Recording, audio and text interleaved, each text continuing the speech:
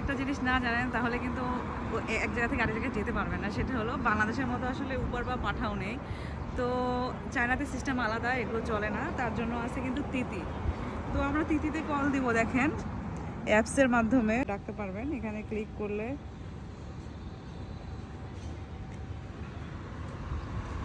এই যে আপনি ওরা অ্যাডভান্স পেমেন্ট নিয়ে নেয়, পেমেন্ট নিয়ে দিলে আপনি এখন ওয়েট করতে হবে গাড়ির জন্য। এই যে ওয়েট করতেছে, এটা সার্চিং হচ্ছে, দেখেন এই যে কল, আমাদের গাড়ি চলে আসতেছে। এখন কত দূর থেকে কোথায় আসবে এই যে লোকেশন ট্র্যাকিং দিয়ে আছে। তো আমরা ওয়েট করছি গাড়ি আসার জন্য। তো দেখেন কোন গাড়ির কোন নাম্বার, নাম্বার সব কিছু ডিটেলস ইনফরমেশন দিয়ে আছে। দেন গাড়ি চলে আসলে আমরা গাড়িতে উঠবো। আসলে যদি আপনি এইটা না জানেন, তিথি সিস্টেমটা না জানেন, তাহলে কিন্তু আপনি চায়নাতে এসে বিপদে পড়বেন, এক জায়গা থেকে অন্য জায়গায় যেতে পারবেন না। তো আপনাকে এটা অবশ্যই জানতে হবে। চলে এসেছে, আমরা এখন উঠবো।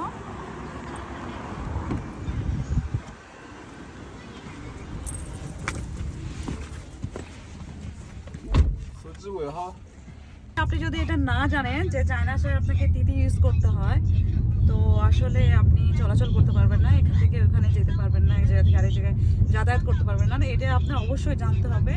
এটা আসলে খুবই ইজি। আমরা আসলে এক জায়গা থেকে আরেক জায়গায় যাই তিথি নিয়ে, তিথি কল দিলে চলে আসে যে আমাদের গন্তব্যস্থানে আমরা রওনা দিয়েছি। তো আমরা এখন চলে যাচ্ছি।